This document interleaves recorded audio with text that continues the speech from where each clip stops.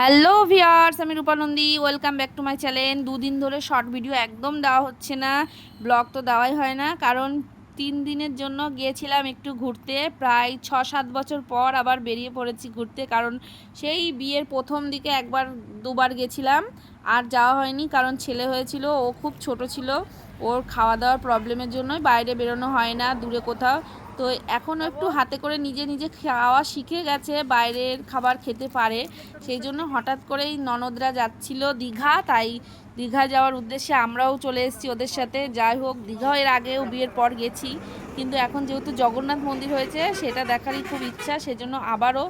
আর এই 6 বছরে দীঘায় অনেক চেঞ্জ এসছে, অনেক সুন্দর হয়ে গেছে, তাই চলে এলাম ওদের সাথে। তো কিভাবে কি করলাম এই 3টে দিন, তালসারি, উদয়পুর, মোহনা, সি বিচ, মন্দারমণি, সব জায়গা ঘুরেছি। সেইগুলো তোমাদের সাথে আজকে শেয়ার করব, কিভাবে এই দিনগুলো আমাদের আনন্দের সাথে কেটে গেল, কি কি প্রবলেম ফেস করলাম। তো দেখতে থাকো, সাথে থাকো, ভালো লাগবে অবশ্যই।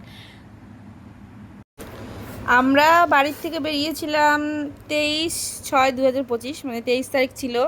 তো সেদিন রাত 10টায় বাস এসছে, বাড়ির সামনে দাঁড়ালো, সেখান থেকে উঠে পড়লাম। উঠে সারা রাত বাসের মধ্যে ছিলাম, দুবার একটু দাঁড়িয়েছিল দু দু জায়গায়। তো তারপর সকাল প্রায় 5:30-6টা নাগাদ নিউ দীঘা এসে বাস দাঁড়ালো। এই যে আমাদের এই হোটেল, এই হোটেলটা আগে থেকেই বুক করা ছিল।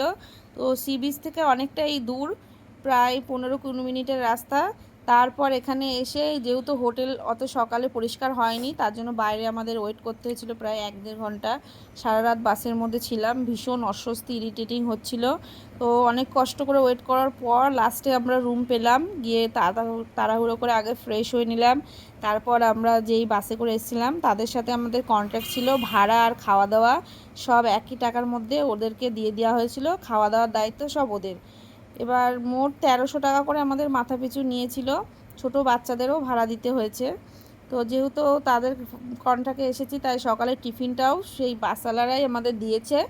তো ছিল রুটি, ডিম সেদ্ধ আর কলা। তো খেয়ে দিয়ে নিয়ে আর ঘুমের বড়ি খেয়েছিলাম। ঘুমের বড়ি তো না, বমি হওয়ার ওষুধ খাইয়েছিল, তার মধ্যে মনে হয় ঘুমের বড়ির মতোই ছিল। এত ঘুম হয়েছে আমার, সকালবেলা এসেই ঘুমিয়ে পড়েছি, উঠতে প্রায় 11টা-12টা বেজে গেছে। তারপর রেডি হয়ে চলে এসেছি সি বিচে। এসে তো মনটা এত ভালো লাগছে, মানে বাড়ির ব্যস্ত কাজকর্মর মানে কাটিয়ে উঠে একটু বাইরে যে স্বস্তি, যে কি ভালো লাগছিল সমুদ্রের ধারে এসে। মানে কত বছর পর সমুদ্রের কাছে এলাম, সমুদ্র আমার খুব ভালো লাগে। তো যাই হোক, এখানে এসেই তো দেখতে পাচ্ছি খুব ভিড়, তবে সেরকম গরমও ছিল না, আর বৃষ্টিটাও কম ছিল। আমরা আসার আগে শুনছিলাম ভীষণ ভিড়, রুম পাওয়া যাচ্ছে না, এই সেই, কিন্তু আমাদের সাথে সেরকম কিছু হয়নি। তো এখানে এসেই আমার মেন উদ্দেশ্য ছিল ছবি ক্লিক করা আর রিলস বানানো, যেগুলো আমি আমার বরকে দিয়ে করিয়ে নিয়েছি। তো করিয়ে নেওয়ার পর সমুদ্রে স্নান করে নিলাম। 1-1.5 ঘন্টা সমুদ্রে থাকার পর মুখ চোখ সব কালো করে নিয়ে তারপর এবার চলে যাচ্ছি আবার হোটেলে।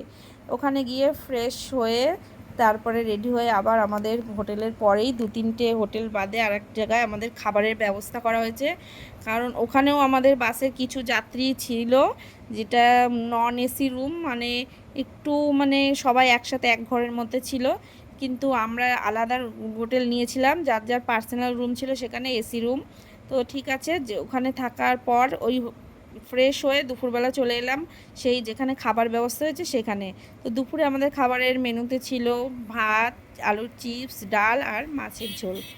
খেয়ে দিয়ে নিয়ে একটু রেস্ট করে বিকেল 4টের সময় আবার বেরিয়ে পড়েছি ঘুরতে। যাওয়ার ইচ্ছা ছিল তালসারি, তো সেখানেই যাচ্ছিলাম, কিন্তু দেখো রাস্তায় টোটোর এত প্রবলেম হচ্ছিল আমরা যাওয়ার পর। কারণটা হচ্ছে, সেদিন ছিল রথের 2 দিন আগে। তো আমরা শুনছিলাম দীঘায় আমাদের স্বয়ং মুখ্যমন্ত্রী মমতা বন্দ্যোপাধ্যায়ের আসার কথা, যার জন্য 2 দিন আগে থেকেই মানে পুলিশ রাস্তাঘাট সমস্ত কিছু বন্ধ করে দিয়েছে, ব্যারিকেড তুলে দিয়েছে, যার জন্য টোটোওয়ালাদের অনেক অলিগলি দিয়ে ভেতর দিয়ে ঘুরে ঘুরে যেতে হচ্ছিল। তাই জন্য ভাড়া একটু বেশি, একটু বেশি না, অনেকটাই বেশি। মানে যেখানে যেটুকু রাস্তা যেতে 20 টাকা ভাড়া, সেখানে আমাদের দিতে হচ্ছে 50 টাকা, আবার রাত হয়ে গেলে 100 টাকা। মানে এতটাই ভাড়া বেশি দিতে হয়েছে, মানে ভাড়া দিতে দিতেই আমাদের টাকা প্রায় শেষ হয়ে গেছে।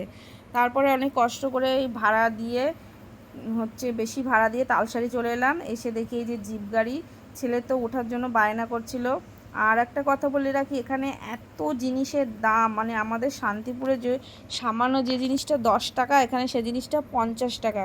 যেমন আমরা এক ঢোক 30 লিটারের জল কিনে খাই 15 টাকা দিয়ে, এটা সেখানে 100 টাকা দিয়ে কিনতে হচ্ছে। মানে মনে হচ্ছে যেন ডাকাতি হচ্ছে, এত জিনিসের দাম। যাই হোক, এখানেও এই 50 টাকা নিয়েছে 3বার ঘোরানোর জন্য ছোট্ট একটা জায়গার মধ্যে এই জিপ গাড়িটা দিয়ে। এখানে সেমন কিছু দেখার ছিল না, ফাঁকাই ছিল, আর লোকজন খুব কমও ছিল, তার জন্য আর ভালো লাগছিল না বলে চলে গেলাম জগন্নাথ মন্দিরের উদ্দেশ্যে। তো আজকে জগন্নাথ মন্দিরে যাওয়ার কোনো প্ল্যান ছিল না, কিন্তু যাওয়ার কোথাও কোনো প্ল্যান নেই বলে লাস্ট পর্যন্ত আমরা ভাবলাম যাই মন্দিরটাই দেখে আসি। হাতে যেহেতু টাইম আছে, বিকেল বিকেল পৌঁছে গেলাম, কিন্তু ওখানে গিয়ে দেখি প্রচণ্ড ভিড়। তো জুতো বাইরে খুলে রেখে ভেতরে ঢুকলাম অনেক কষ্ট করে, কিন্তু সামনে পুলিশ আমাদের ক্যামেরা করতে বারণ করছিল বলে যাই হোক কোনো রকম কষ্ট করে একটু লুকিয়ে চুরিয়ে ভিডিওটা করেছিলাম। ভেতরে যাওয়ার পর ভেতরে পুলিশ ছিল না, অত কিছু কেউ কিছু বলছিল না। ওখানে গিয়ে অনেক ছবি তুলেছি, রিলস করেছি। আর একটা কথা বলে রাখি, জগন্নাথ মন্দির এত সুন্দর করেছে, মানে কি বলবো, মন একদম ঘোরা আমার সার্থক হয়ে গেল এই মন্দিরে এসে।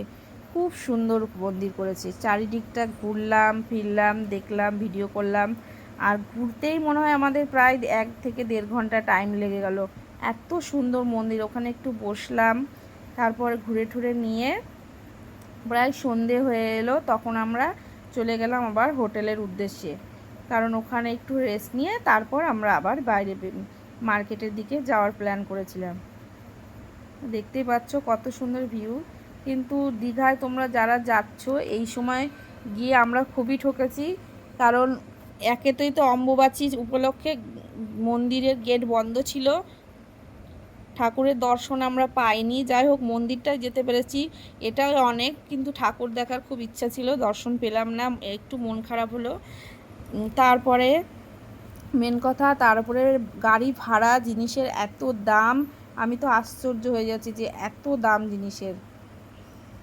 যাই হোক সন্ধেবেলায় আমরা ফিরলাম, আসার সময়ও প্রচণ্ড ভাড়া চাইছিল, কিছু করার ছিল না, টোটো পাওয়া যাচ্ছিল না, 3 ডবল ভাড়া দিয়ে আবার আমরা রুমে ফিরে আসলাম।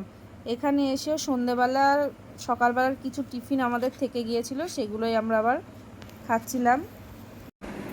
আর আমার কথাগুলো আমি এত স্পিডে বলছি কারণ ভিডিওটা খুব শর্ট, এই শর্ট ভিডিওর মধ্যে আমাকে সব কথাগুলো শেয়ার করতে হবে, যার জন্য আমি একটু তাড়াতাড়ি সব কিছু বলছি।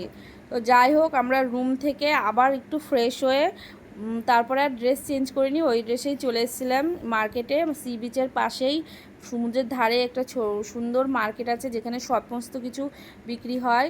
এই যে যেরকম এই মাছগুলো ফ্রাই করে বিক্রি করা হচ্ছিলো, কিন্তু এই মাছগুলোরও আমার মনে হয় অনেকটাই বেশি দাম ছিল। কিন্তু যাই হোক একটা স্মৃতি থেকে যাবে যে এসে যদি আমি এগুলো না খেয়ে চলে যাই খুবই মন খারাপ হবে, যার জন্য বেশি দাম দিয়েই খেতে হলো। আর আমার যেহেতু সবসময় চিংড়ি মাছ প্রিয়, তাই আমি সবার আগে চিংড়ি মাছটাই বেছে নিয়েছি। বড় বড় চিংড়ি মাছ ফ্রাই করে দিয়ে এটাকে খেলাম, কিন্তু চিংড়ি মাছটা বেশ ভালোই লাগছিলো। আমার বরের ইচ্ছে ছিল ও অক্টোপাস খাবে, বাড়ির থেকে আসার সময় বলেছিল আমি অক্টোপাস খাবো, কিন্তু অক্টোপাস দেখে অক্টোপাসের উপর মাছি বসছিল বলে ও ঘেন্নায় আর অক্টোপাস খায়নি, ও লাস্টে ভেটকি মাছ খেয়েছিল, আর আমি চিংড়ি আর লোটে খেয়েছিলাম। তো এই চিংড়ি মাছের প্লেটটা মনে হয় 60 টাকা করে নিয়েছে, আর লোটে মাছটা হয়তো মনে হয় 100 টাকা নিল। তো যাই হোক খেলাম, খেয়ে দিয়ে নিয়ে আবার চলে এলাম সমুদ্রের পাড়ে।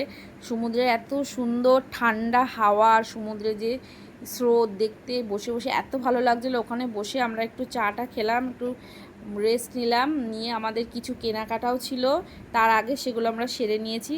এখানে সেমন কিছু পাওয়া যায় বলতে ওই দোলনা, ব্যাগ ট্যাগ এইসবই বেশি পাওয়া যায়, আর বাচ্চাদের খেলনা। যাই হোক অল্প কিছু কিনলাম। আমরা যেহেতু 2 দিন মার্কেটে গেছিলাম, তো প্রথম দিন সেরকম কিছু কেনা হয়নি, পরের দিন আবার কিনেছি। তো এখানে ব্লগটা শেষ করছি, পরের ব্লগে পরের দিনেরটা আবার দেখাবো।